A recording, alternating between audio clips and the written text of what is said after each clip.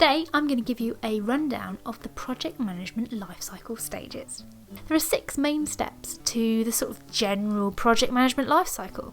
There's concept, planning, implementation, close down and handover, benefits realisation, and then lastly there's the final closure of the product. So, concept phase.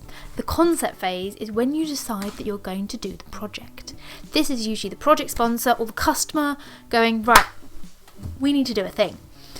You make a business case, you make sure you've kind of got your funding, you make sure you know how long it's going to take, what exactly you need and want, all that shizzle, and that's the concept phase.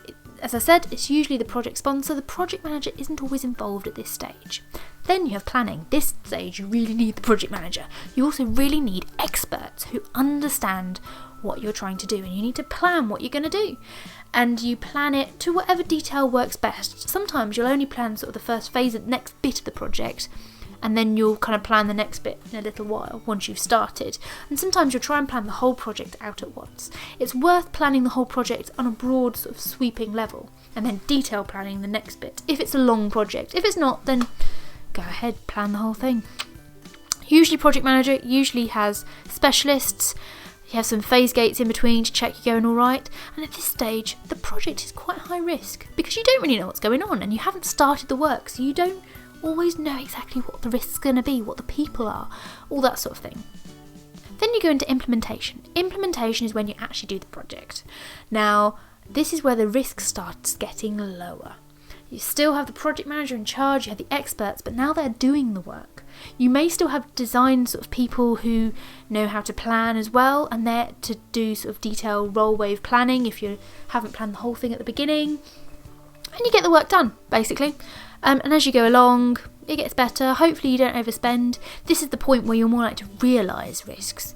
So stuff might go wrong, but you understand more about the stuff that might go wrong. Next is handover and closure. This is where you hand over your product, not the project, the product, over to your customer, and the customer's like, oh, thanks, I've got a thing. And once you've given it to them, you close down the project. But then you have benefits realisation.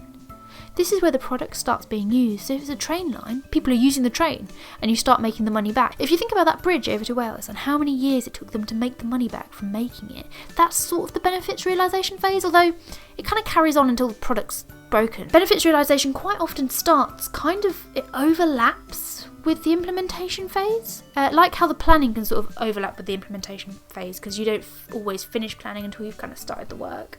Also benefits realisation, so say HS2, making a train line across the whole of England, there's already benefits happening, jobs, training people up to do jobs.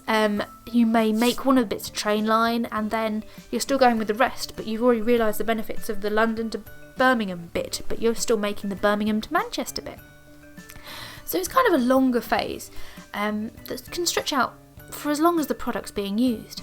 And then you've got the closure, the final closure, and that's when the product is gone, basically. No more product. And that's not really a project managery type job because it could be in 100 years' time, you know. In some places it may not be. In some places the project manager actually carries through the whole thing. In some places they don't. So what do you think about my definition of the project management life cycle? Let me know below and comment, like, subscribe, press the bell. Yeah, those are all the things I meant to have asked you. Bye!